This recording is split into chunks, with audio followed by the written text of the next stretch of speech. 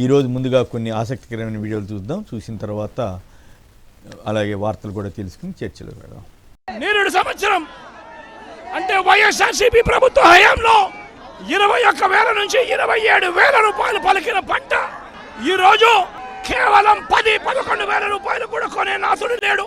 రైతులకు పెట్టుబడి ఖర్చులు కనీసం 1,50,000 రూపాయల నుంచి 2 లక్షల రూపాయలు ఖర్చు అవుతా ఉంది. అమ్ముకోలేని పరిస్థితిలో, రేటు లేని పరిస్థితిలో, ఒకవైపున పంట తెగుళ్ల వల్ల పంట ఈల్డ్ కూడా తగ్గిన పరిస్థితుల్లో రైతు ఈరోజు బ్రతకడానికి కష్టపడతా ఉన్న పరిస్థితి. ఇదే గుంటూరు మిర్చి యార్డ్లో మిర్చి పంట వేసిన రైతుల పరిస్థితి ఇది. రేపు నన్ను అరెస్ట్ చేసినా, ఇంకోళ్ళని అరెస్ట్ చేసినా, దొంగ కేసులు పెట్టి అరెస్ట్ చేస్తే జగన్మోహన్ రెడ్డి గారు ఉంటాడు, మా పార్టీ ఉంటుంది, మా పార్టీ అధికారంలోకి వస్తుంది. వదలనని చెప్పి ఆయన చెబుతున్నాడు కదా, 2.0 చూపిస్తానని చెబుతున్నాడు కదా.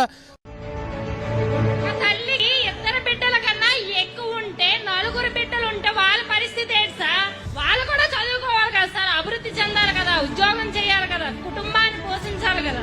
నీకు ఎంతమంది పిల్లలమ్మా? 2 పిల్లలు సార్. నీ 2 బిడ్డలకు ఇద్దరికి 15,000 వస్తుంది.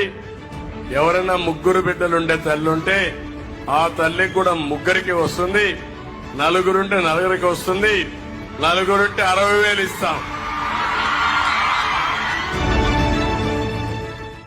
వాలంటీర్స్ కి నేను ఒకటే చెప్తున్నా, 1,00,000 మంది మహిళలు ఉన్నారు వాలంటీర్లోని. అమ్మ, నేను ఒక అన్నగా చెప్తున్నా, మీకు 5,000 వస్తే ఇంకో 5,000 ఇచ్చే మనసున్న వ్యక్తిని నేను ఎప్పుడు మీ పొట్ట కొట్టను. వాలంటీర్స్ కి నేను ఒకటే చెప్తున్నా, 1,00,000 మంది మహిళలు ఉన్నారు వాలంటీర్లోని. అమ్మ, నేను ఒక అన్నగా చెప్తున్నా, మీకు 5,000 వస్తే ఇంకో 5,000 ఇచ్చే మనసున్న వ్యక్తిని నేను ఎప్పుడు మీ పొట్ట కొట్టను. వాలంటీర్స్ కి నేను ఒకటే చెప్తున్నా, 1,00,000 మంది మహిళలు ఉన్నారు వాలంటీర్లోని.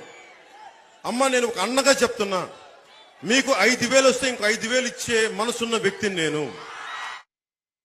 రైట్. పవన్ కళ్యాణ్ గారు ఎన్నిసార్లు చెప్పినా అది పొట్టగొట్టారా లేదా, పొట్టగొట్టి అక్కడ కుంభమేళాకి వెళ్తే పాపం పోతుందా అన్న దాని మీద కూడా కొద్దిసేపు మాట్లాడదాం. పైగా ఆసక్తికరమైంది ఏంటంటే సోషల్ మీడియాలో జరుగుతున్న చర్చ, జంజి వేసుకుని ఎందుకు ఈసారి పుణ్యస్నానం చేశారనే దాని మీద కూడా చర్చ జరుగుతుంది. మరి రామ్నాథ్ గారికి కానీ శివశంకర్ గారికి కానీ ఆ రహస్యం ఏమన్నా తెలిస్తే వారిని కూడా అడుగుదాం.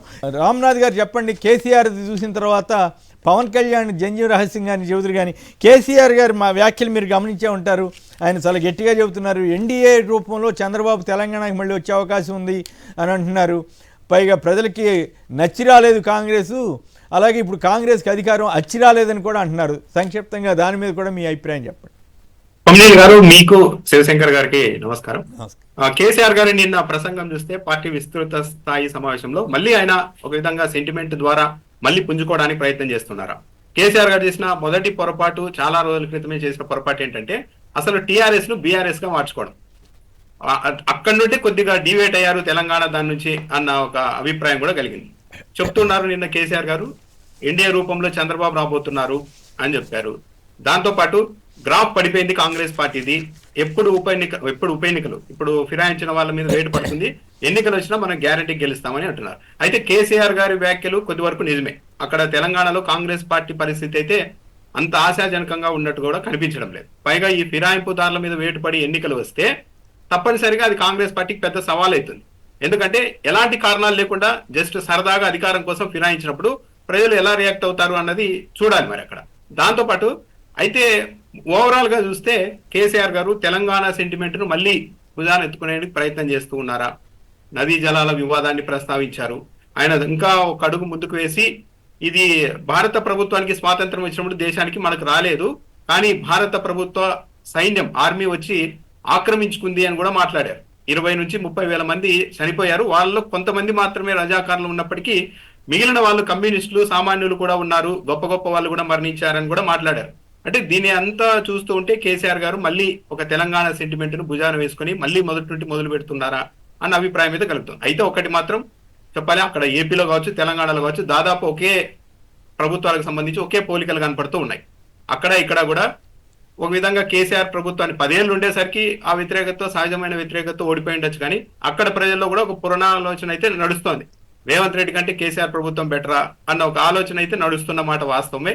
ఇంకా టైం ఉంది కాబట్టి రేవంత్ రెడ్డి తన ప్రభుత్వాన్ని ఇంకా ఎంత మెరుగుపరుచుకుంటారు, కేసీఆర్ ఎలా దూకుడుగా వెళ్తారు, ఒకవేళ ఈ మధ్యలో ఉప ఎన్నికలు వస్తే దాని ప్రభావం ఎలా ఉంటుంది అన్న దాన్ని బట్టి అయితే చూడాలి. ఓవరాల్ గా అయితే కేసీఆర్ గారు మళ్ళీ తెలంగాణ సెంటిమెంట్ ను భుజాన వేసుకునేందుకు ప్రయత్నిస్తున్నారా అన్న ఒక అభిప్రాయం అయితే కలుగుతోంది కేసీఆర్. అయితే ఇక్కడ చిన్న పాయింట్, చంద్రబాబు గారు నిజంగానే తెలంగాణలో ఎన్డీఏ రూపంలో అడుగు పెట్టాలనుకుంటే బీజేపీ వాళ్ళు సిద్ధపడతారా? ఇక్కడ సెంటిమెంటు గొడవ ఇవి వాళ్ళు కూడా గతంలో తెలుగుదేశాన్ని మోసపూరిత పార్టీ అనో లేకపోతే వాళ్ళ ఇది సమైక్యవాద పార్టీగానో చూసి చాలా విమర్శలు చేసేవారు కదా.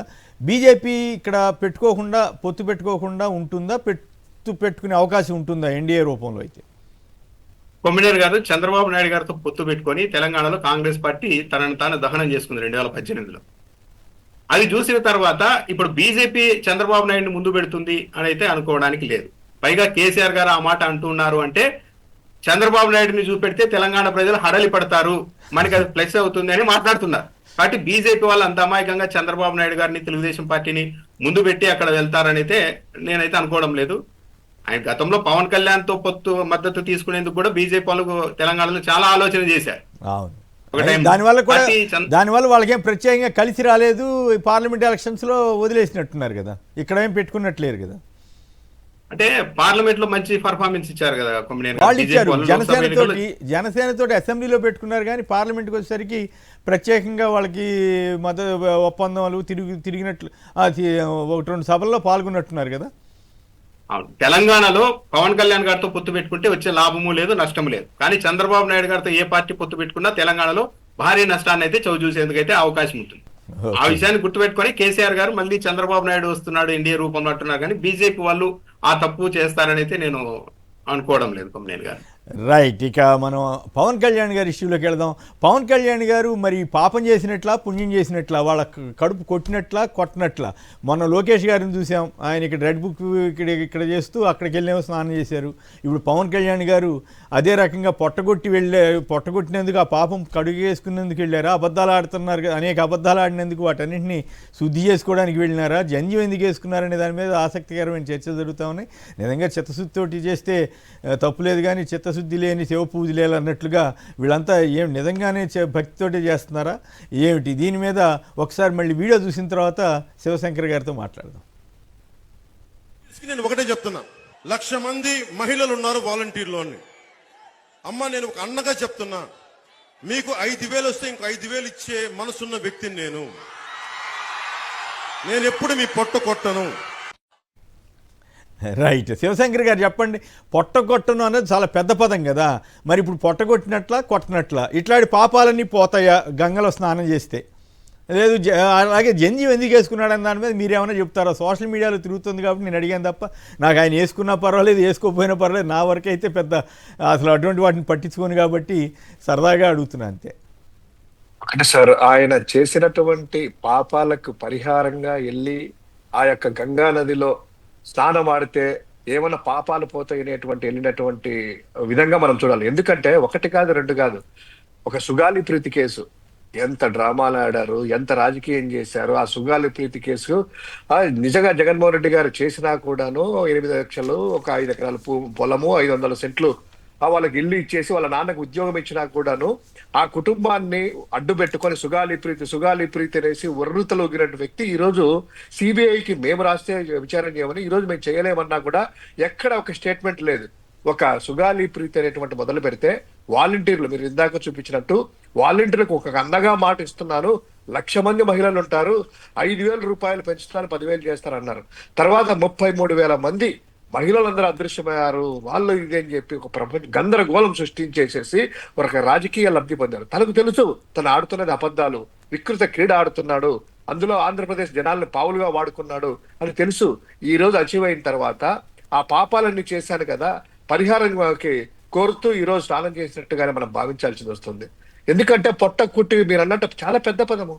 ఒక హిందూ సనాతని అయినటువంటి ఎవరు కూడాను ఒక మహాభారతము రామాయణం చూసుకున్నా కూడా రామాయణంలో చిన్న మాట కోసము ఆ రాముడు ఏ విధంగా చేశాడు మనం చూసాము. 14 ఏళ్ళ అరణ్యవాసాలు చేశారు. తర్వాత కర్ణుడు కవచకుండాలనే ఇచ్చాడు మాట ఇచ్చినందుకు. సో సనాతిని ఎందుకు మనం ఇదంతా రామాయణ మహాభారతాలు చెప్తున్నామంటే ఈయన పదే పదే సనాతిని సనాతిని అని ఒక జెండా వేసుకొని, ఇప్పుడు జెండా కూడా అడిషనల్ గా వచ్చింది, ఒక కాషాయ దుస్తులు ధరించి ఎందుకు వేసుకుని ఉంటాడంటారు? ఎందుకు వేసుకుని ఉంటాడు? అది మామూలుగా రకరకాల వ్యాఖ్యలు జరుగుతూ ఉన్నాయి. ఏమిటి ఆ రహస్యం ఏంటి? ఆయన ఏమన్నా ఎవరికైనా పితృదేవతలకి ఏమన్నా చేయటం కోసం అయితే కొన్నిసార్లు అట్లా చేస్తుంటారు.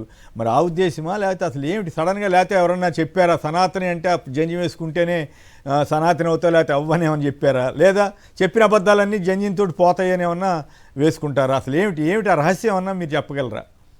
సరే, మీరు అన్నట్టు రకరకాలుగా సోషల్ మీడియాలో నడుస్తా ఉంది, మనం కూడా చదువుతా ఉన్నాము. నిజంగా జెండం అనేటువంటిది ఒక పవిత్ర కార్యక్రమం లాగా ఎవరైతే క్షత్రియులు కావచ్చు, లేకపోతే బ్రాహ్మిన్స్ కావచ్చు, వాళ్ళ పిల్లలు ఒడుగు అంటారు, మా రాయలసీమలో ఒడుగు వైశ్యులు కూడా వేసుకుంటారు అనుకుంటా కదా.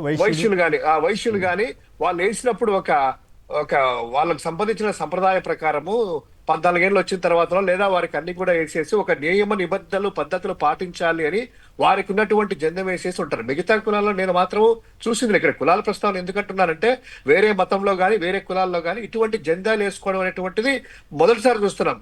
ఏదో మాల వేశారు, గోవిందమాల, అప్పుడు ఏదైనా మెడలో కానీ లేకపోతే అయ్యప్ప మాల వేస్తారు, ఒక రుద్రాక్షాలు, అది నేను మెడలో అయ్యప్ప సంబంధించినటువంటి అవి వేసుకుని మనం తులసి మాల కానీ రుద్రాక్ష మాల వేసుకున్నట్టు చూసాం. కానీ ఈ జెండం అనేటువంటిది మొదటిసారిగా చూస్తా ఉన్నాం మనం.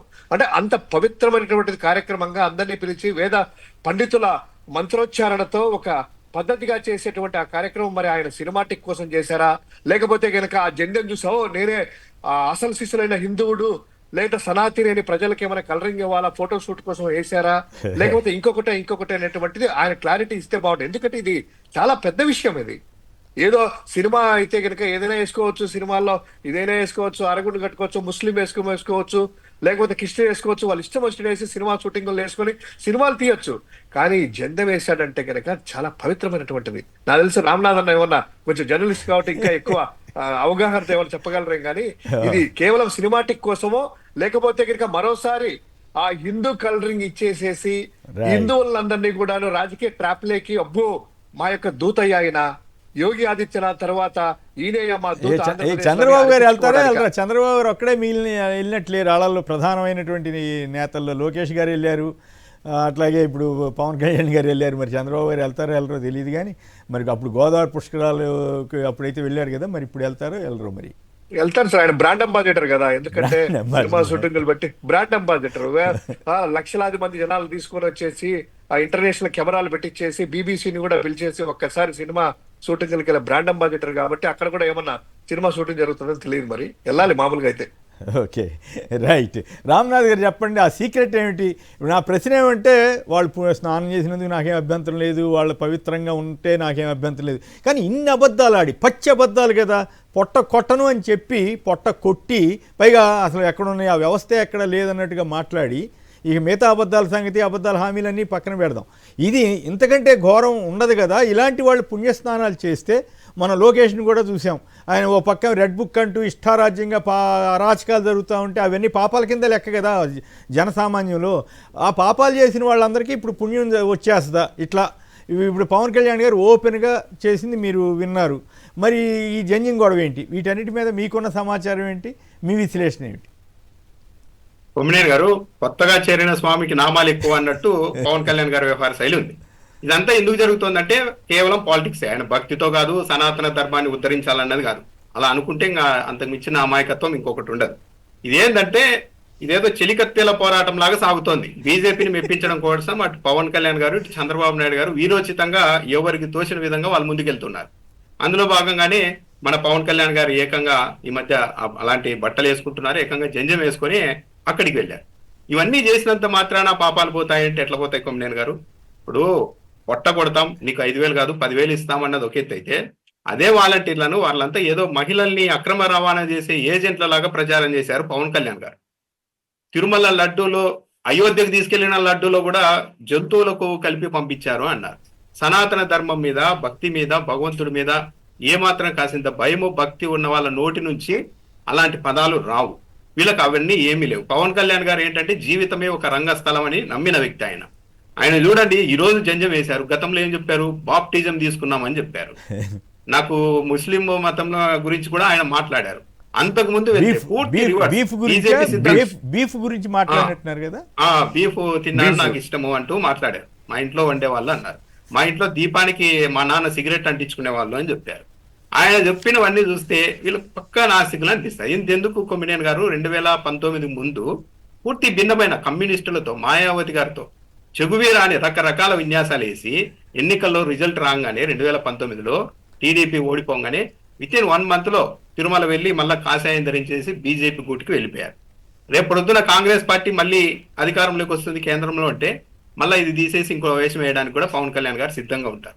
పవన్ కళ్యాణ్ గారు చంద్రబాబు నాయుడు గారు చేస్తున్న రాజకీయాల్లో ఏ మాత్రం చిత్తశుద్ధి లేదు. చంద్రబాబు నాయుడు గారు ఇలా యూటర్నుల్లో అవసరానికి వేషాలు మార్చడంలో ఒక కోర్సు చదివింటే ఈయన డబుల్ కోర్స్ చదివారు, దాంట్లో అనుమానం ఏం లేదు. ఇవన్నీ జనాల్ని అమాయకుల్ని చేయడానికి తప్పించి పవన్ కళ్యాణ్ గారు సక్సెస్ఫుల్ గా ఇందాక ఇక్కడ ఒక వీడియో చూసి ఒక ఆయన జనం తప్పు కానీ వాళ్ళ తప్పు లేదు, వాళ్ళు మోసం చేస్తారని తెలిసి కూడా చేశారు, ఓట్లు వేసినట్టు అనుకోవాలి, లేదా ఈవీఎంల ఎఫెక్ట్ అని అంటూ మాట్లాడాడు. నిజంగానే జనాన్ని పిచ్చోళ్ళని చేయగలుగుతున్నాడా ఈ రకంగా? అంటే కొమ్మినేని గారు ఇప్పుడు ఒకసారి మోసపోతే మోసగించిన వ్యక్తి తప్పు, రెండోసారి కూడా మోసపోయారంటే సరే అమాయకుడు ఇంకోసారి మోసపోయారని వచ్చు, మూడోసారి కూడా మోసపోతున్నారంటే ఎవరిది తప్పు? మోసగించిన వాళ్ళు సమర్థులు, నమ్ముతున్న వాళ్ళు అమాయకులు అని. ఈ రాష్ట్రంలో అదే జరుగుతుంది కదా కొమ్మినేని గారు. చంద్రబాబు నాయుడు గారు ఈ రోజు కాదు 3-4 సార్లు ప్రతిసారి ఇలాగే చేశారు, మళ్ళీ గెలిపించారు.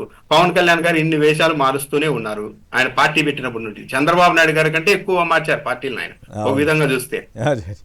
అంటే ఈ అబద్ధాలు చెప్పడంలో చంద్రబాబు గారికి డిపాజిట్ రాకుండా చేయాలని ప్రయత్నం చేస్తున్నట్టున్నారు ఈయన, లేకపోతే ఆయన కుమారుడు కానీ వీళ్ళిద్దరూ పోటీ పడుతున్నారేమో అనిపిస్తూ ఉంది. మంచిగా జంజం గురించి కూడా మీరైతే క్లారిటీతో ఉన్నారు, ఇవన్నీ ఊరికే నాటకాలు తప్ప ఇంకోటి కాదని. కేవలము హిందువులు ఎవరైతే బాగా హిందుత్వం మీద ఎక్కువ ఇదిగా అభిమానంగా ఉంటారో వాళ్ళందరినీ ఒక ట్రాప్ చేయడానికి పవన్ కళ్యాణ్ వ్యూహం పనుతూ ఉన్నారు. ఆ ట్రాప్ నుండి తప్పించుకోవడానికి చంద్రబాబు నాయుడు గారు కూడా మోడీ గారి గురించి బీజేపీ గురించి అవసరం ఉన్నా లేకున్నా పిలిచినా పిలవకపోయినా ఎదురెళ్ళి మరి ఆయన కూడా భజన చేస్తున్నారు. ఇదంతా కేవలం ఒక ఓటర్లను ప్రభావితం చేయడం, ఒక వర్గం ఓటర్లను టార్గెట్ గా చేసుకుని రాజకీయం చేస్తున్నారు. పవన్ కళ్యాణ్ గారు నాకంటూ సొంతంగా ఒక వర్గం ఓట్లు ఉండాలన్న ఉద్దేశంతో ఈ పని చేస్తున్నారు ఆయన. రైట్. శాస్త్రి గారు విశాఖపట్నం నుంచి. శాస్త్రి గారు నమస్కారం, చెప్పండి, మీరైనా సీక్రెట్ ఏంటో చెప్పగలుగుతారా? హలో, కట్ అయిందా? శివ హస్వరాపేట నుంచి. శివ హస్వరాపేట, నమస్కారం, మాట్లాడండి. కేఎస్ఆర్ గారు, మీకు ఛానల్ ఉన్న పెద్దలకి గుడ్ మార్నింగ్ అండి. నమస్కారం. 3-4 విషయాలు చెప్తా, మీరు ఇంపార్టెంట్ విషయాలు చెప్తా. మీకు అభ్యంతరకరంగా మాట్లాడమాకండి దయచేసి. అలా ఉండదండి, నాకు 40 years ఉందండి పొలిటికల్ గా, తప్పండి.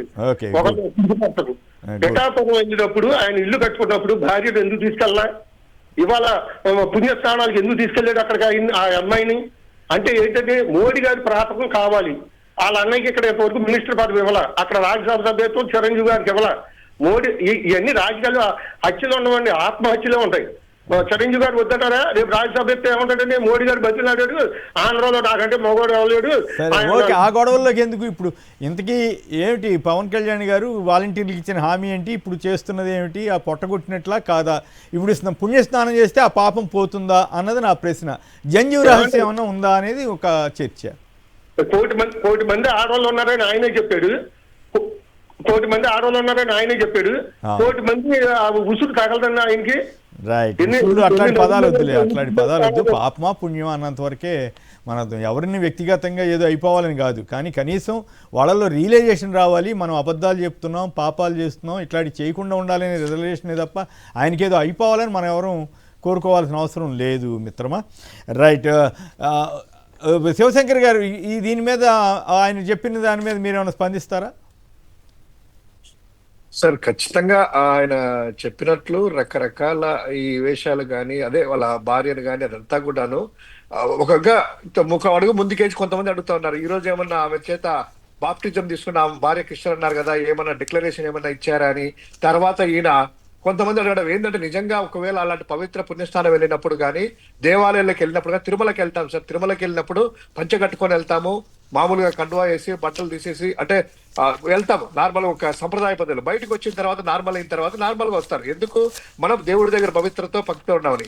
ఈయన అలాగా ఈ సినిమా కోసం కానీ సినిమాటిక్ లాగా ఇదే డ్రెస్ వేసుకొని జనాల్లోకి రావడము, సినిమా ఫంక్షన్లకు వెళ్ళడము, అలా వెళ్ళడము, చెప్పులు వేసుకొని తిరగడము, ఇదంతా కేవలం ఏంటంటే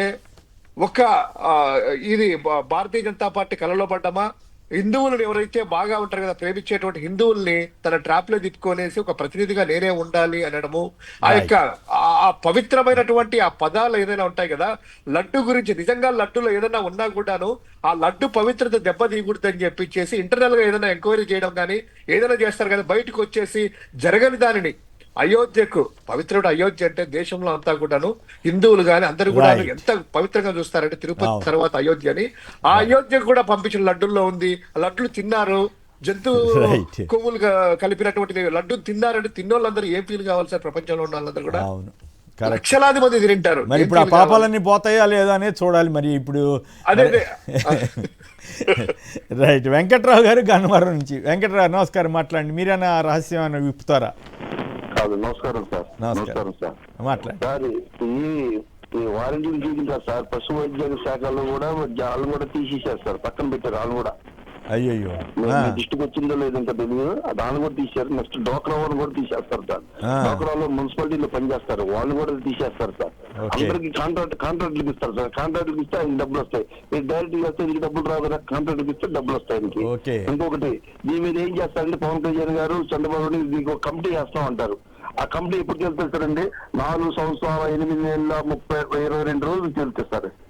ఓకే, అది సరే అనుకోండి. ఇక్కడ నా ప్రశ్న ఏమంటే, పొట్టగొట్టినాను అన్నాడు ఆయన, పొట్టగొట్టారు, మరి ఇప్పుడు ఆ పాపం పోతుందా పుణ్యస్నానం చేస్తే అన్నది నాకు వచ్చిన డౌట్. అలాగే ఆ జన్యు సీక్రెట్ ఏమైనా మీకు తెలుసా? జన్యు అనేది చాలా పవిత్రమైందండి, దానికి గాయత్రి మంత్రం అండి. అది చాలా గాయత్రి మంత్రం చేస్తారండి. అది అల్లా తప్పగా చేసుకోకూడదండి. అది మామూలు వేదాలతో చూసుకొని చేస్తారు సార్. అది మరి ఆయన ఎందుకు చేశాడో కూడా మరి తెలీదు. అది నేను మా ఫ్రెండ్స్ ఉన్నారు 2-3, వాళ్ళకి దాదాపు ఒక 8-9 గంటలు చేస్తారు సార్ దానికి.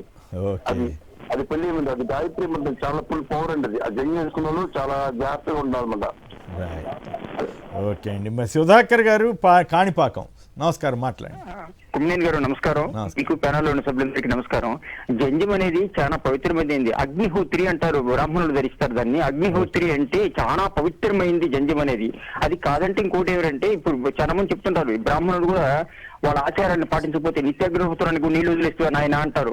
పెద్దవాళ్ళు ఈ ఊర్లు అంటే అగ్నిహోత్రి అనేది వాళ్ళకి చాలా పవిత్రమైనది. ఇంకోటి ఇది 3 కులాలు ఇస్తారు, వయసులు వేస్తారు, లింగాయతులు కూడా వేస్తారు. కుమ్మినేని గారు లింగాయతులు వచ్చి వాళ్ళది గంట ఉంటే అది ఇది ఉంటుంది, శంకు మాదిరి ఉంటుంది. అది సంబంధించిన వాళ్ళు కూడా ఒక వర్గం వాళ్ళు ఎవరు వేస్తారు అనుకుంటా. అది దాంట్లో శైవులు నాన్ శైవులు కర్ణాటకలో అంత పవిత్రంగా అంటే చిన్న పిల్లల నుంచి కూడా అడ్డపట్లు తప్పకుండా తీస్తారు వాళ్ళు. కాలేజీకి పోని ఎక్కడన్నా పోనీ కుమ్మినేని గారు ఆ పవిత్రత అనేది అంత చక్కగా వాళ్ళు కాపాడుతారు. అంత ఆధ్యాత్మికత నుండి కొడుకుతో కలిసి తీర్థయాత్ర వెళ్ళిన ఆయన భార్యతో కలిసి అక్కడ వెళ్ళారు. కానీ ఆ జంజి పవిత్రత అంటే ఇప్పుడు ఒకటి పితృతర్పణం వదిలేటప్పుడు కూడా ఐవోరు ఒక జంజి వేసి తీసేస్తారు, తీసి నీళ్ళలో వేసేస్తారు కుమ్మినేని గారు. దాన్ని పూర్తిగా ధరించుకోరు అట్లే. అది వేరే పవిత్రత ఉంటుంది.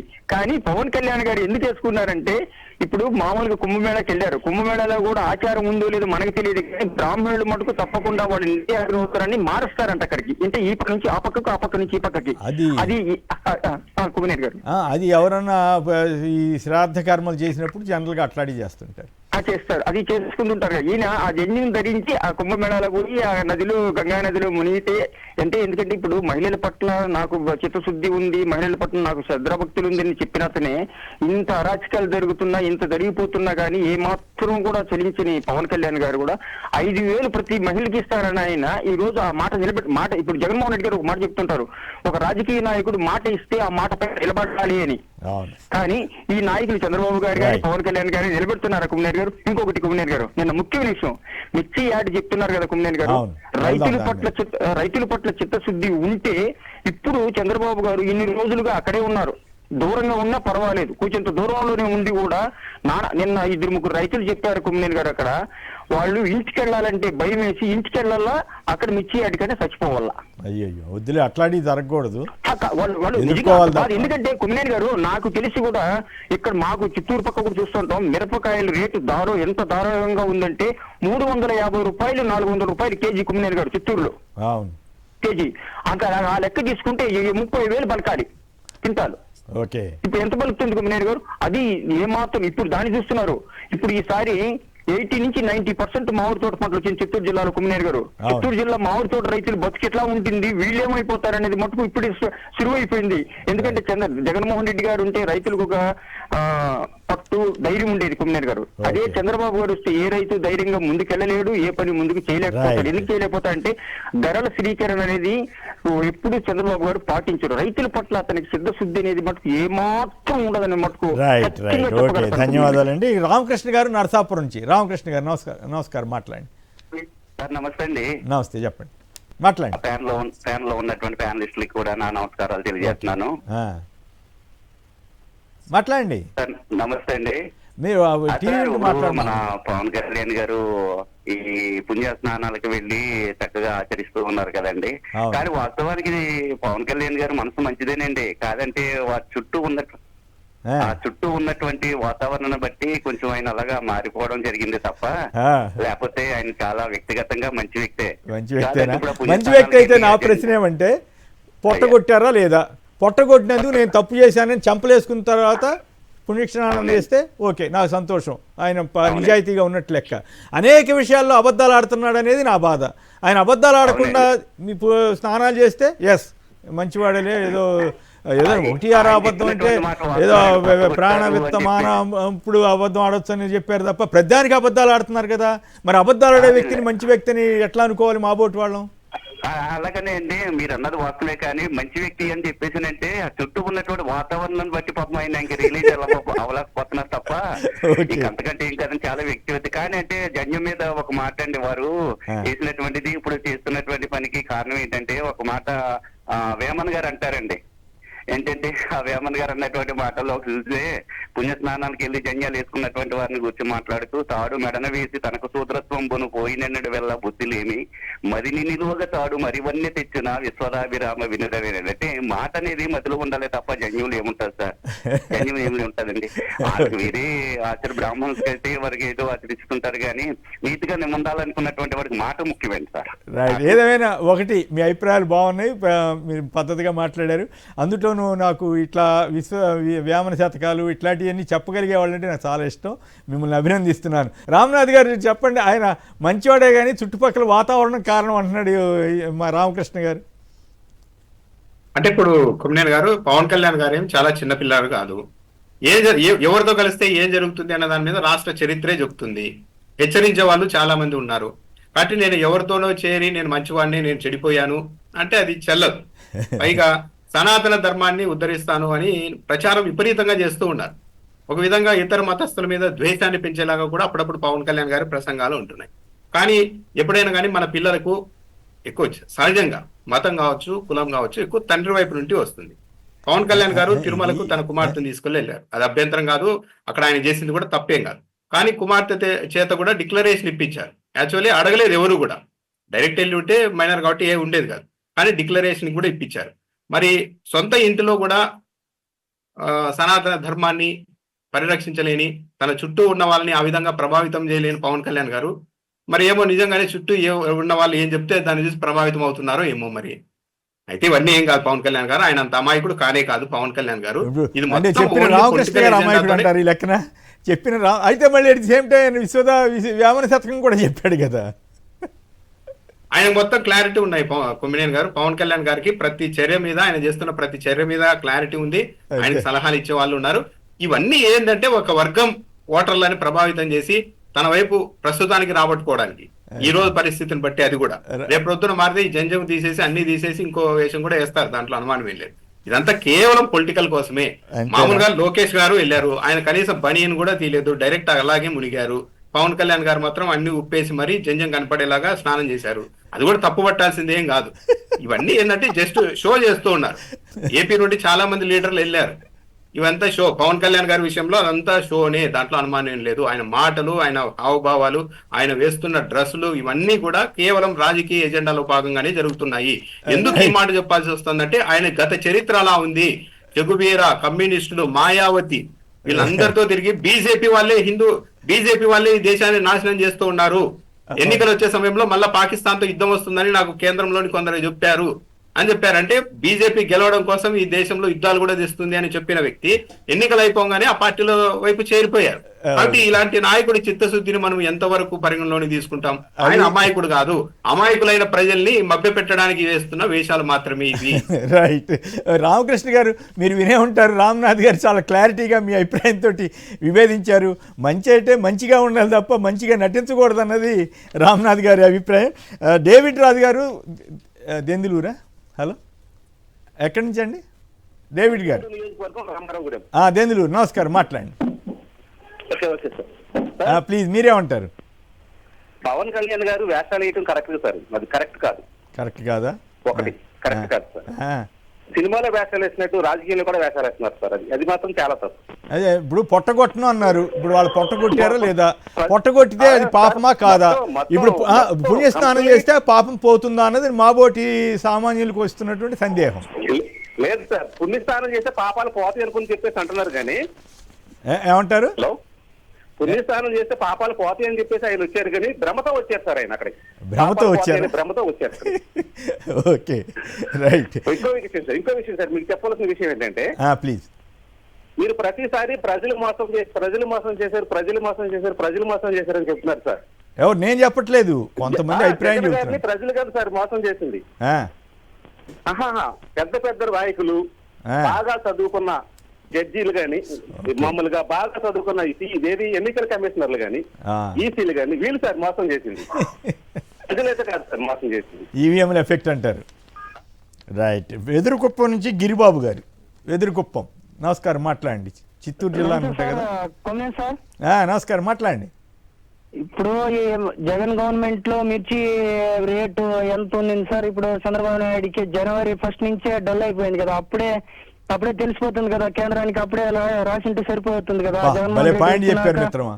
అసలు గవర్నమెంట్ పట్టించుకున్నట్లయితే ఖచ్చితంగా మీరు చెప్పినట్లు ముందుగానే రాసి ఉండాల్సింది లెటర్. కరెక్ట్, బాగా చెప్పారు. జగన్ గవర్నమెంట్ డిసెంబర్ లోనే రేట్ ఎక్కువ ఉంది, జనవరికి వచ్చేటప్పుడు పడిపోయింది కదా. మీకు రైతు పైన చిత్తశుద్ధి ఉంటే మీరు అప్పుడే లెటర్ రాసి ఉండాలి. రైతులు మరి ఇబ్బంది పడుతున్నారు, ఆ గవర్నమెంట్ ఇంత రేటు ఉంది, ఇప్పుడు చాలా తక్కువ అయిపోయింది, ఆదుకోవాలని చేసి ఉండాలి. ఇప్పుడు జగన్మోహన్ రెడ్డి గారు మిర్చి రాకపోయి ఉంటే అసలు పట్టించుకునే వాళ్ళే లేదు అసలు. కరెక్ట్. ఎక్కడ మనం వెనకబడిపోతున్నాము అనేసి అడావిడిగా కేంద్రానికి కేంద్రానికి లెటర్ రాస్తే ఉపయోగం? ఇప్పుడు మళ్ళీ ఆర్థిక పరిస్థితి లేదు కాబట్టి నేనేం చేయలేకపోతున్నాను అటువంటి. ఇప్పుడు ఎంతో కొంత ఇచ్చి మీరు కొనండి, ఇదిగో మేము కొంటాము, మా గోడౌన్లో పెడతాము, అవసరమైతే అప్పుడు ఎక్కువ రేటుకి అమ్ముతాము, ఇవన్నీ చెప్పకుండా ఊరికే ఒక ఉత్తరం రాసి పడేస్తే సరిపోతుందా? సరిపోదు కదా.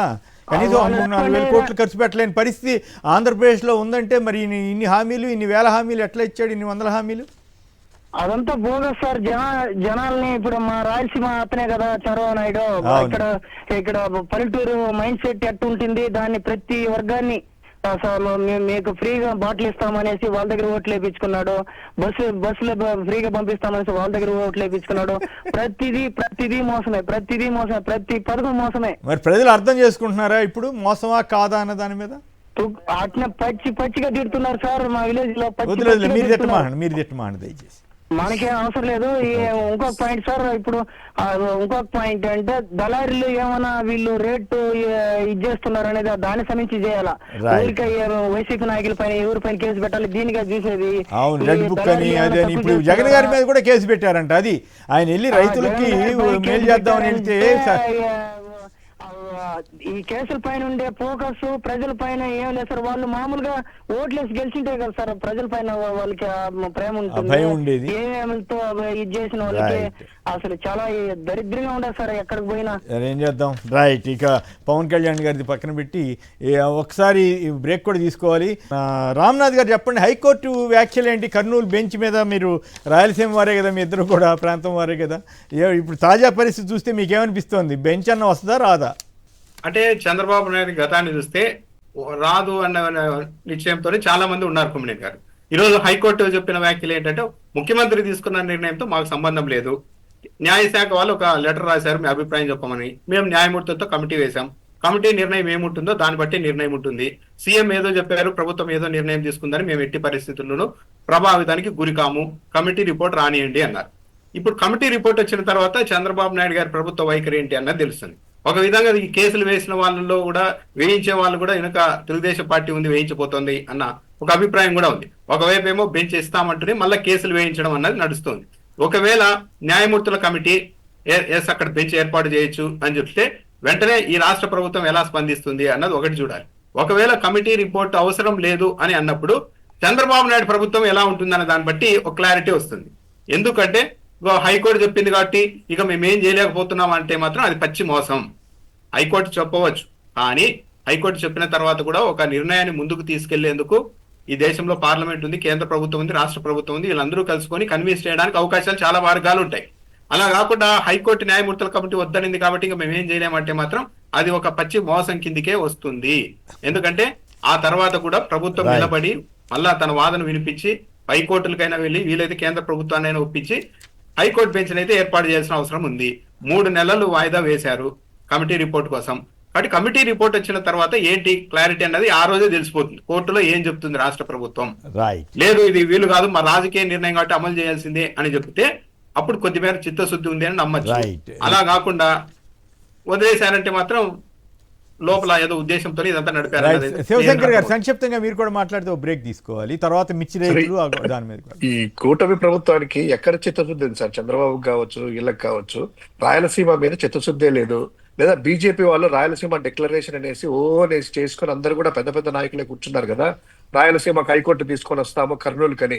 ఇప్పుడు హైకోర్టు కాదు కదా, బెంచ్కి కూడాను వీళ్ళు తీసుకొచ్చే పరిస్థితి లేదు. కేవలం నాకు తెలిసి ఇళ్ళ వాళ్ళే కోర్టులో పిల్లు వేయించడము, ఇళ్ళ వాళ్ళే కేసులు వేయించడము, కాలయాపన చేస్తూ రాయలసీమకి ఇది ఇస్తున్నాం చూడండి, కానీ కోర్టు అడ్డపడుతుంది కదా. మేము ఇలా చేయాలనుకున్నాము కానీ పరిస్థితులు అనుకూలించలేదు కదా, కానీ ఇలా చేయాలనుకున్నాము ఆర్థికంలో నగరించలేదు కదా అని ఒక సాకు కోసమే ఇవన్నీ తప్ప నిజంగా చిత్తశుద్ధి ఉంటే సార్ ఏ రోజు ఎయిమ్స్ ఉంది, అనంతపురంకి వచ్చిన ఎయిమ్స్ మంగళగిరి తీసుకెళ్తారా, రాజధాని అమరావతిని, లేదా ఎంఎస్ఎంఈ పార్క్ కడపలో ఉంది, ఇప్పుడు ఎందుకు దాన్ని మూవ్ చేస్తా ఉన్నారు? తర్వాత arts and fine university YS Rajasekhara Reddy గారు వచ్చినప్పుడు ఆ యూనివర్సిటీ పెడితే నిన్న మొన్న పత్రికల కథనాలు చూస్తా ఉన్నా, దాన్ని కూడాను నాగార్జున యూనివర్సిటీలో విలీనం చేస్తారంట అక్కడ తీసుకెళ్లేసి. అంటే ఒక్క రాయలసీమలో ఒక్క ఇన్స్టిట్యూట్ కానీ ఒక్క పరిశ్రమ కానీ ఏది కూడా పెట్టడానికి తండ్రి కొడుకులకి ఇష్టం లేదు. దాన్ని కాలయాపన మాత్రమే చేస్తారు. ఖచ్చితంగా బీజేపీ నేతలైనా కాస్త ప్రభుత్వంలో కూడా ఉన్నారు కదా శాసించే స్థాయిలో, ఇక్కడ అక్కడ దానికి హైకోర్టు అనేటువంటిది వాళ్ళు చేసిన రాయలసీమ తీర్మానానికి కట్టుబడి ఈ రోజైనా కూడా ఈ పరిస్థితుల్లోనైనా కూడా ఒక వాయిస్ రైజ్ చేస్తే బాగుంటది. అది వస్తే కనీసము ఆ హైకోర్టు అన్నా వస్తే రాజధాని ఎటు సాధించలేకపోయారు. దానికైనా చిత్తశుద్ధ ప్రయత్నం చేయాలని కోరుకుంటున్నాను. రైతులు మిర్చి రైతులు పడుతున్న బాధలు, అలాగే ఇంకో విశేషం కూడా ఉంది. యాక్చువల్గా 6,000 కోట్లు అడిగితే 600 కోట్లు ఇచ్చింది ఈ సెంట్రల్ గవర్నమెంట్, అదే గొప్ప అన్నట్టుగా వీళ్ళు బిల్డప్ ఇస్తున్నారు. మరోవైపు మిగతా రాష్ట్రాల్లో వాళ్ళు అడిగిన దాంట్లో సగం ఇచ్చారు. మరి అది 6,000 కోట్లు అడిగితే 600 కోట్లు ఇస్తే కూడా గొప్పని బిల్డప్ బాబాయిలు రాసుకుంటున్నారు. సో అది మిర్చి రైతులు వీటన్నిటి మీద మాట్లాడుకో. పెద్దిరెడ్డి గారు గుంటూరు నుంచి, నమస్కారం, మాట్లాడండి సంక్షిప్తంగా. నమస్తే సార్. నమస్తే, మాట్లాడండి సార్. నిన్న జగన్ గారు వచ్చి రైతులు పరామర్శించడానికి వచ్చారండి. ఇక్కడ ఏం మాట్లాడుతున్నారండి, మిర్చి పత్రాలు ఇది దొంగిలించారని. లైవ్ లో నేను ఉన్నానండి. రైతును కొట్టారని చెప్పేసి అక్కడ ఉన్న కూలీలంతా పరిగెత్తారని చెప్పి ఎంత దౌర్భాగ్యం అండి అసలు ఇది. టీడీపీ వాళ్ళు చేసే ప్రచారము అంటే మేము ఇంతకుముందు ఏమనుకున్నామంటే నిజంగానే జరిగిందేమో, వాళ్ళు చెబుతుంది నిజమేమో అనుకునేవాళ్ళం. లైవ్ లో మేము ఉన్నామండి. ఆయన లోపలికి వచ్చారు, ప్రశాంతంగా ఒక షాప్ లోకి వెళ్ళారు, పరామర్శించారు, బయటకు వచ్చి ప్రెస్ మీట్ పెట్టారు. దానికి ఈ టీడీపీ వాళ్ళు లేని పోని ప్రాపగాండా చేస్తున్నారు. ఎన్ని ఒట్టి మాట్లాడండి. ఈవెన్ నందిగామ సురేష్ గారిని నెట్టేశారు, కొట్టారు, ఇది అని చెప్పి ప్రచారం చేస్తున్నారు. అది కూడా కరెక్ట్ కాదండి. అక్కడ జగన్మోహన్ రెడ్డి గారికి కారు ఎక్కడానికి వీలు లేకపోతే వాళ్ళందరినీ నెట్టు అదే టైంలో అదే క్రమంలో నందిగామ సురేష్ గారు రాగానే చూసుకోకుండా నెట్టారు. దాన్ని కూడా బ్యాడ్ ప్రాపగాండా చేస్తున్నారు టీడీపీ వాళ్ళు. ఏముంది, అవకాశం దొరికితే వాళ్ళు సెక్యూరిటీ లేకుండా చేసేది వాళ్ళే ఇట్లాంటివన్నీ. ఎందుకు ఇప్పుడు ఈనాడు వాళ్ళు రాస్తున్నారు చూడండి, వాళ్ళు ఇంకా ఏడుస్తూనే ఉన్నారు. జగన్ మీద పడి ఏడవడం తప్ప ఇంకోటి లేదు. జగన్ జమానాలో కేంద్ర పథకాల విధ్వంసం విలువ 39,000 కోట్లంట. నష్టపోయిన ప్రజలు 101.83 కోట్లకు పైమాటంట. భూసార కార్డుల జారీ నుంచి వైద్య కళాశాల నిర్మాణ మౌలిక సౌకర్యాల కల్పన వరకు అంట. ఇంత అబద్ధం, పచ్చి అబద్ధాలు రాస్తారా? 17 మెడికల్ కాలేజీలు ఇచ్చిన ఆయనేమో విధ్వంసం అంట, మెడికల్ కాలేజీలు వద్దన్న ఆయనేమో గొప్పవాడంట. ఇగో ఈయన ఆంధ్రజ్యోతి వాళ్ళ అబద్ధాలు చూడండి, జగన్ మీద పడి ఆడవటం వీళ్ళిద్దరు. ధరలపై అబద్ధాల దరువు, మిర్చి రేట్లపై జగన్ రాజకీయ డ్రామా అని వీళ్ళే పెడుతున్నారు. రైతుల మీద ఇంత విషం కక్కుతున్నారు జగన్ గారి గవర్నమెంట్ మీద. మిర్చి రైతులకు సంబంధించి ఇంకోవైపు ఏమో 6,000 కోట్లు అడిగితే 600 కోట్లు కూడా ఇస్తే 10% కూడా ఇవ్వకపోతే అదేదో గొప్ప విషయంలాగా మళ్ళీ బిల్డప్. రామ్నాథ్ గారు చెప్పండి, ఈ మిర్చి రైతుల ఇష్యూస్ కానీ ఈ ఏడవటం కానీ జగన్ గారి మీద పడి వీళ్ళు ఇది మానరనుకుంటా? కొమ్మినేని గారు, ఈ ఇందాక మీరు చెప్పినట్లు ఈనాడు పత్రికలో 38,000 కోట్లు నష్టం వచ్చింది జగన్మోహన్ రెడ్డి వల్ల అని రాశారు. కానీ ఈరోజు ఇప్పుడు కాగ్ రిపోర్ట్ లేటెస్ట్ గా వచ్చిన దాంట్లో కేంద్ర ప్రభుత్వం నుంచి గ్రాంట్ల రూపంలో 30,000 కోట్లు రావాల్సి ఉంటే 12,000 కోట్లు మాత్రమే ఇచ్చారు ఇప్పటి వరకు. మరి దాని గురించి ఏం మాట్లాడాలి? ఈ గవర్నమెంట్ కేంద్రంలో జనవరికి రావాల్సి 30,000 కోట్లు రావాల్సి ఉంటే 12,000 కోట్లు మాత్రమే వచ్చింది. మరి చంద్రబాబు నాయుడు గారు ఏం చేస్తున్నారు? మరి అది ఎవరి అసమర్థత? రెండు, కొమ్మినేని గారు, నిన్న జగన్మోహన్ రెడ్డి గారు మిర్చి యార్డుకు వెళ్తే నిన్న తెలుగుదేశం పార్టీ వాళ్ళ ప్రచార మాధ్యమాలు చూస్తే ఏదో సముద్రం తమ మీదకి దండెత్తి వస్తున్నట్టు, తమ దగ్గర ఉన్న సర్వ సంపదల్ని మొత్తం అంతా మళ్ళీ తిరిగి లాగేసుకుంటుందేమో అన్నట్టుగా హైరాన్ పడిపోయారు. ఎంత దూరం వెళ్ళిపోయారు అంటే మొన్నటి వరకు ఏమో జగన్ బయటికి రాడండి, ఇల్లు వదిలిపెట్టి రారు, వస్తే పరదాలు అన్నారు. అవన్నీ లేకుండా నిన్న వచ్చేసరికి గుక్క పెట్టి ఏడుస్తూ ఉన్నారు. ఒక విధంగా జగన్మోహన్ రెడ్డి గారు మళ్ళీ ఒకసారి చెప్పండి, ఏమన్నారు? మొన్నటి వరకు పరదాలు దాటరారు, ఇల్లు దాటరారా అన్నారు. ఆయన నిన్న ఏమీ లేకుండా వచ్చేసరికి గుక్క పెట్టి ఏడుస్తూ ఉన్నారు. నిన్నంతా మీడియా ఎట్లా వస్తారండి? కోడ్ ఉంది, ఆడ ఎన్నికల కోడ్ ఉంది, ఎట్లా వస్తారు? అసలు ఇంకో విషయం ఏంటంటే ఎంత బాగా ప్రచారం చేస్తూ ఉన్నారంటే ఒక మీడియా సంస్థలో కొమ్మినేని గారు మొన్నేమో నేరం చేసిన వల్లభనేని వంశీకి ఒత్తాసు పలికేందుకు వెళ్లారు, ఈ రోజేమో కోడ్ ఉల్లంఘన కోసం వెళ్ళారంటున్నారు. మరి ఇక్కడ కూడా రైతులకు ఒత్తాసు పలికేందుకు వెళ్ళారని రాయొచ్చు కదా? రాయదు. రైతులకు ఒత్తాసని రాయకుండా కోడ్ ఉల్లంఘన అని రాస్తూ ఉన్నారు. ఒక వ్యక్తి తెలుగుదేశం పార్టీ వక్త ఏమంటున్నారంటే అసలు ఒక మాజీ ముఖ్యమంత్రి అండి, ఇతనికి కనీసం కోడ్ను గౌరవించాలన్న ఇది కూడా లేదా, అసలు ఎలా అలవ్ చేశారు, మళ్ళీ సెక్యూరిటీ ఎందుకు ఇవ్వాలని ఒక టీడీపీ వక్త మాట్లాడుతున్నారు. కొమ్మినేని గారు, మార్చి 3వ తేదీ వరకు కోడ్ ఉంటుంది, ఎమ్మెల్సీ ఎన్నికల కోడ్. అంటే అప్పటి వరకు రైతులు గాలికి వదిలేయాలా? ఎవరు మాట్లాడకూడదా? 2 వారాల నుంచి ఈనాడు ఆంధ్రజ్యోతి పత్రికల్లో కూడా మొత్తం మిర్చి యార్డులో ధరలు పడిపోయాయని వాళ్ళే రాస్తూ ఉన్నారు. కానీ నిన్న లేఖ రాశారంటే ఎందుకు? జగన్మోహన్ రెడ్డి గారు అక్కడికి వెళ్ళారనే కదా, వెళ్తున్నారని తెలిసిన తర్వాతే కదా హైరాణ మొదలైంది, హంగామా మొదలైంది. సరే, ఇక్కడ మ్యూజికల్ నైట్లు పెట్టుకోవడానికి కోడ్ అడ్డం రాదు, కానీ అక్కడికి వచ్చి ఒకళ్ళొకళ్ళు పొగుడు ప్రచారం చేసుకోవడానికి అడ్డం రాదు. కానీ రైతుల్ని మార్కెట్ లాట్లోకి వెళ్ళారు, అదేం ర్యాలీ తీయలేదు, సభలేం పెట్టుకోలేదు, ప్రచారం ఏం చేయలేదు కదా. అయినప్పుడు కూడా కేసు ఎట్ట పెట్టారు మరి జగన్ గారి మీద? ఆ జనం ఆ రకంగా స్వచ్ఛందంగా తరలి వచ్చినట్టే కనపడుతుంది కదా. కొమ్మినేని గారు, సరే కోడ్ ఉల్లంఘన గురించి ఒక మాజీ ముఖ్యమంత్రికి ఆ మాత్రం తెలియదని మాట్లాడుతున్నారు కదా కొమ్మినేని గారు. 2019 మే 6 సార్వత్రిక ఎన్నికల కోడ్ ఈ రాష్ట్రంలో ఉండగా చంద్రబాబు నాయుడు గారు పోలవరం పర్యటనకు వెళ్ళారు. అప్పుడు సిఎస్ గారు మీరు వెళ్ళవద్దండి అన్నారు. లేదు, వెళ్తాను అని వెళ్ళారు. ఒక కలెక్టర్ తప్ప మిగతా అధికారులందరినీ ఎంటేసుకొని పోలవరం ప్రాజెక్టు సందర్శనకు వెళ్ళారు. ఆ రోజు ఎంత కమిట్మెంట్ చూడండి. ఎన్నికల కోడ్ ఉన్నా సరే, ఎన్నికల వాతావరణం ఉన్నా సరే చంద్రబాబు నాయుడు గారు పోలవరం ప్రాజెక్టు నిర్మాణం కోసం వెళ్ళారని రాశారు. ఒకటి. 2021 మార్చి 6వ తేదీ రేణిగుంట ఎయిర్పోర్ట్ కు చంద్రబాబు నాయుడు గారు వెళ్ళారు. ఏది, అప్పుడు మున్సిపల్ ఎన్నికల కోడ్ ఉంది, మా వాళ్ళ మీద దాడులు చేస్తున్నారు, నేను 5,000 మందితో తిరుపతిలో ధర్నా చేస్తానని వెళ్ళారు. అప్పుడు ఎన్నికల కోడే కాకుండా కోవిడ్ నిబంధనలు కూడా ఉన్నాయి. వెళ్ళి రేణిగుంట ఎయిర్పోర్ట్ లో హడావిడి చేసి లాస్ట్ కు పోలీసులు ఐపీఎస్లు వచ్చి మోకాళ్ళ మీద కూర్చొని దండం పెట్టి మీరు వెళ్ళిపోండి సార్, బాగోదు, పరిస్థితి కరెక్ట్ కాదు, కోవిడ్ ఉంది అని చెప్పినా కూడా వినలేదు. జగన్మోహన్ రెడ్డి గారు నేను 5,000 మందితో అక్కడ ధర్నా చేస్తానని వెళ్ళలేదు కదా, నేను వెళ్ళి అక్కడ రైతులతో మాట్లాడి వస్తానన్నారు. ఇంకో కోడ్ ఉల్లంఘన, తెలంగాణలో అసెంబ్లీ ఎన్నికల కోడ్ ఉన్న సమయంలో బెయిల్ మీద చంద్రబాబు నాయుడు గారు విడుదలైన తర్వాత హైదరాబాద్ లో 100 కార్లతో ర్యాలీ చేశారు సుదీర్ఘంగా. మరి ఆ రోజు కోడ్ ఉల్లంఘన కాదా? మరి ఆయన కూడా మాజీ ముఖ్యమంత్రి కదా, మరి ఆయనకు తెలీదా? అంటే రైతుల కోసం వెళ్తే అసలు ఎంతగా వెళ్ళిపోయారంటే ఒక మీడియా సంస్థలు జగన్మోహన్ రెడ్డి వెళ్ళింది రైతుల సమస్యల మీద, మనం దీన్ని కూడా రాజకీయం చేస్తే, దీని గురించి కూడా నెగిటివ్ గా ప్రచారం చేస్తే మన పరువు పోతుంది అన్న ఇది కూడా లేకుండా జగన్మోహన్ రెడ్డి అక్కడికి వెళ్ళడానికి కూడా తప్పు పట్టేలాగా అలాంటి ప్రచారం చేస్తున్నారంటే ఇంకోటి చంద్రబాబు నాయుడు గారు పూర్తిగా చేతులు తేయడం కాకపోతే లేఖలో ఏం రాశారు కొమ్మినేని గారు? 100% మీరే భరించాలి, మాకు ఆర్థిక పరిస్థితి బాగోలేదు అంటున్నారు. అంటే నాకు సంబంధమే లేదు ఈ వ్యవహారము, కేంద్ర ప్రభుత్వానికి ఇలాంటి ఇంకో ఎన్నో రాష్ట్రాలు ఎన్నో చోట్ల ఉంటాయి, వాళ్ళు ఎంతవరకు బాధ్యత తీసుకుంటారు కొమ్మినేని గారు? చంద్రబాబు నాయుడు గారు ముఖ్యమంత్రి గారు ఇదిగో నేను ఒక 50% భరిస్తాం, మీరు ఒక 50% భరించండి, కొనండి అంటే ఎవరైనా ముందుకు వస్తారు. కానీ 100% మీదే బాధ్యత అని లేఖ రాసేసి వదిలేశారంటే ఆ లేఖ కూడా ఇప్పుడు జగన్మోహన్ రెడ్డి గారు వెళ్ళారు కాబట్టి, జగన్మోహన్ రెడ్డి గారు వెళ్ళి ఉండకపోతే అసలు వీళ్ళంతా ఏంది బాధ? మా మూగనోమును జగన్మోహన్ రెడ్డి బద్దలు చేశారు, మాకు తెలిసి ధరలు పతనమైంది, 2-3 వారాలుగా కథనాలు కూడా వస్తున్నాయి. అయినా మేము సైలెంట్ గా ఉంటే జగన్మోహన్ రెడ్డి అక్కడికి వెళ్లి తప్పనిసరి పరిస్థితుల్లో మేమంతా స్పందించేలాగా చేశారే అన్నది వీళ్ళ ఆవేదనగా ఉంది. ఇక అచ్చెన్నాయుడు గారు చెప్తున్న విషయం చూస్తే, ఎందుకు సార్ మీరు మద్దతు ధర ప్రకటించలేదంటే, మద్దతు ధర ప్రకటిస్తే రైతులు నష్టపోతారు అంటున్నారు. జగన్మోహన్ రెడ్డి 7,000 ప్రకటించారు, కానీ ఇంతకంటే ఎక్కువ 2020లో 7,000 రూపాయలు ప్రకటించారు కొమ్మినేని గారు. ఇప్పుడు ఎన్నేళ్ళైంది కొమ్మినేని గారు?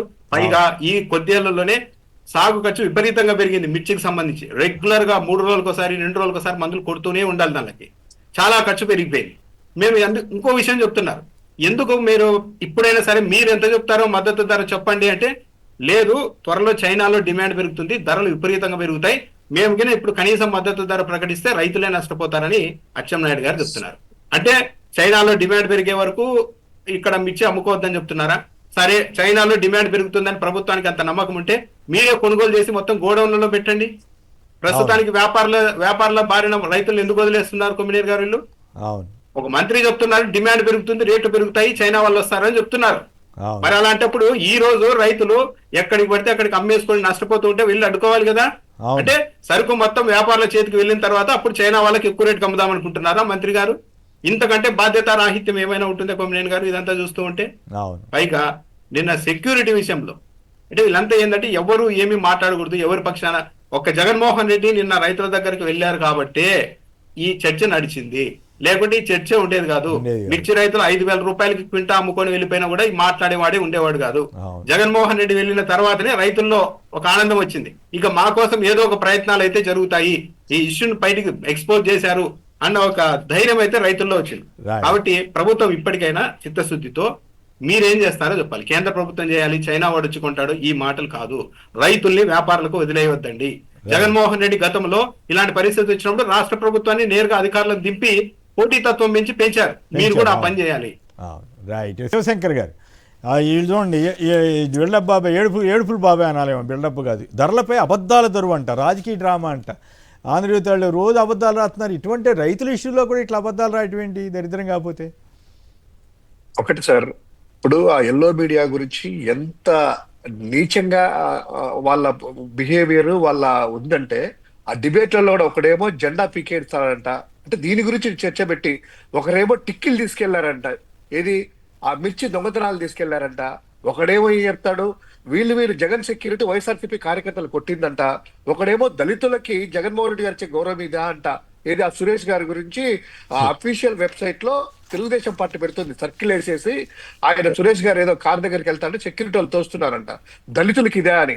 మరి అదే దళితుడిని కదయ్యా బెయిల్ రాకుండా అక్రమ కేసుల్లో పెట్టి అదే దళితుడిని ఆ గుంటూరు జైల్లో వేశారు కదా మీరే అక్రమంగా. మరి ఏమైంది అప్పుడు దళితుడు అనేటువంటిది? అంటే ఇష్టం వచ్చినట్టు ఏదైనా రాయొచ్చు, ప్రజలు నమ్ముతారు, ఇష్టం వచ్చినట్టు అనేటువంటిది ఉంది. ఒకసారి ఆయన మంత్రి గారు కూడా నేను మాట్లాడుతూ, మన అచ్చెన్నాయుడు గారు వ్యవసాయ శాఖ మంత్రి, జగన్మోహన్ రెడ్డి గారు అప్పట్లో 7,000 కదా మద్దతు ధర ఇచ్చింది. అయ్యా మద్దతు ధర ఎప్పుడు ఇచ్చారు? ఒక్కసారి చూడండి, ఆన్లైన్ లో ఉంది. 1/10 అంటే అక్టోబర్ 1వ తారీఖున 2020 సంవత్సరంలో, అప్పటికి సీజన్ ప్రారంభానికి ముందే కనీస మద్దతు ధర ఇంత ఉండాలి, ఆ రోజు ధర ప్రకారము 7,000 రూపాయలు ఉండాలి అనేటువంటిది 2020లో. ఈ రోజు 2025 గురించి మనం మాట్లాడుతున్నారు. అంటే మీ ఉద్దేశం ఏంది? అంతకంటే తక్కువ ధరకు అమ్మాలనే? అంటే 7,000కి అప్పుడే ఇచ్చారు కదా, 2020లో 7,000కి అమ్ముకున్నారు. ఈ రోజు మీకు ఇచ్చేటువంటి ఆ 9,000 రూపాయలు చాలే అనేటువంటిది రైతులకు మీరు చెప్పదలుచుకుంటున్నారా? సార్ గత సంవత్సరంలో మీరు చూసుకోండి, 22,000 రూపాయలు 22,000 రూపాయల ధర పలికింది. అదే విధంగా అది ఉత్పత్తి కూడాను ఎకరాకు వచ్చేసి 20 క్వింటాల్ అనేటువంటిది అయ్యేది. ఈ రోజు 10 క్వింటాలకు పడిపోయింది. తెగులు వచ్చేసి, రోగాలు వచ్చేసి. కానీ రైతు భరోసా కేంద్రాల ద్వారా, కనీసం రైతుల కాల్ సెంటర్ ద్వారా గతంలో పొలం బోర్డు అనేటువంటి పేరు పెట్టి ఆ రైతులకు ఏదైతే ఉంది కదా, ఆ యొక్క సర్వే చేసేసి దాని ప్రకారం ఏమేమి ఉన్నాయి, ఏ మందులు వాడాలనేటువంటిది సలహాలు ఇచ్చేసి రైతు పంటలను కాపాడమే కాకుండా మార్కెట్ ఇంటర్వెన్షన్ అని ఒకటి ఉంటుంది సార్. మార్కెట్ ఇంటర్వెన్షన్ ద్వారా 25% ప్రొడక్షన్ లో 25% అంటే ఒక ఎకరాకి 10 ఎకరాలు ఒక రైతు వేశారనుకోండి, అందులో ఒక 25% ప్రభుత్వమే కొనుగోలు చేసేసి మినిమం ప్రైస్ కి ఇచ్చేసేసి ప్రభుత్వం తన దగ్గర గోడౌన్ లో పెట్టుకుని తర్వాత తన అవసరాలకు తర్వాత ఎక్స్పోర్ట్ చేసుకుని ప్రభుత్వం రైతులను ఆదుకుంటుంది. కానీ ఈ రోజు ఆ మార్కెట్ ఇంటర్వెన్షన్ కూడా అనేది కూడా లేదు. కనీసం మద్దతు ధర లేదు. కనీసం దానికి సంబంధించిన ధరల స్థిరీకరణ నిధి మేము 3,000 కోట్ల రూపాయలు ఏర్పాటు చేస్తే ఈ రోజు ధరల స్థిరీకరణ నిధి కూడా లేదు. పోనీ ఈ రోజైనా కూడాను జగన్మోహన్ రెడ్డి గారు వెళ్తా ఉంటే దాని మీద రాజకీయాలు ఎందుకు? నిజంగా ఒప్పుకోండి, అడ్మిట్ కాండి, మీరు చేతగానితనాన్ని ఒప్పుకోండి, చేస్తాము, Close కేంద్రంతో చేయండి. మాట్లాడని చెప్పండి. అలా కాకుండా సెక్యూరిటీ లేకుండా చేసేసి ఒక మాజీ ముఖ్యమంత్రిని ముందు ఇన్ఫర్మేషన్ ఇచ్చి వెళ్తున్నారు. ఎన్నికల కోడ్ అనేటువంటిది ఉంటే ముందు రోజు జైలుకే పరామర్శించినప్పుడు వెళ్ళినప్పుడు ఒక అక్రమ అరెస్ట్ చేస్తే అక్కడికి వెళ్ళినప్పుడు ఇదే కృష్ణా జిల్లా గుంటూరులో ఇక్కడ కూడా కోడ్ ఉంది కదా, మరి ఎందుకంటే ఆ రోజు ఇప్పుడేమో ఒక నేరస్తుని పరామర్శించడానికి వెళ్తున్న జగన్మోహన్ రెడ్డి మాజీ ముఖ్యమంత్రి ఇంగిత జ్ఞానం లేదా అనేటువంటిది ఇల్లే రాస్తారు, ఇల్లే కూస్తారు. మరి ఎన్నికల కోడ్ విజయవాడలో లేదా? ఎందుకు ముందు రోజు ఎన్నికల కోడ్ అని చెప్పలేదు? ఈ రోజు రైతాంగం దగ్గరికి వెళ్తున్నారు, రైతులకు అన్యాయం జరుగుతుంది, వీళ్ళ చేతగాని తనం ఎక్స్పోజ్ అవుతుందని చెప్పి ఉద్దేశంతో సెక్యూరిటీ కూడా లేకుండా ఎవరంటే బాధ్యత? అంటే దీని మీద మీకు తెలుసు కదా, ఇప్పుడు గౌరవ వెంకటరెడ్డి గారు జైల్లో ఉన్నప్పుడు రాజశేఖర రెడ్డి గారు వెళ్ళి పలకరిస్తే ఇంకే ఉందని గందరగోళంగా మాట్లాడాడు చంద్రబాబు గారు. సీన్ కట్ చేస్తే ఇప్పుడు ఆయన తెలుగుదేశంలో చేసుకున్నాడు. ఈ మా కబుర్లు ఇట్లాంటి చాలా ఉదాహరణలు ఉన్నాయి కదా. రామ్నాథ్ గారు సంక్షిప్తంగా చెప్పండి, టైం అయిపోయింది. ఇంకా విచిత్రం ఏంటంటే షర్మిలా గారు కూడా మీరు అట్లా వెళ్ళి ఎలా పరామర్శిస్తారు అంటున్నారు. మరి వాళ్ళ తండ్రి గారు రాజశేఖర రెడ్డి గారు గౌరవ వెంకటరెడ్డి దగ్గరికి వెళ్ళారు కదా, అంటే తమ పార్టీ వాళ్ళని కాపాడుకోవడం పార్టీ అధ్యక్షులుగా కనీస ధర్మం. దాన్ని కూడా తెలియకుండా ఆమె కూడా నిన్న ట్వీట్ పెట్టి ఆవిడ గోల అనవసరం లేండి, మనకి ఆవిడకి పరిజ్ఞానం లేదు. కాంగ్రెస్ వాళ్ళే నెత్తి నోరు కొట్టుకుంటున్నారు. ఇది ఎక్కడ గోల, ఈ పిచ్చి గోళం తీసుకొచ్చి మా నెత్తి మీద పెట్టారేంటి, కేవలం చంద్రబాబు గారి కోసం మేము పనిచేయాలి దరిద్రం అని వాళ్ళు ఓపెన్ గానే తిట్టుకుంటున్నారు. కాబట్టి ఆ విషయంలోకి వెళ్లకుండా ఉంటేనే బెటర్.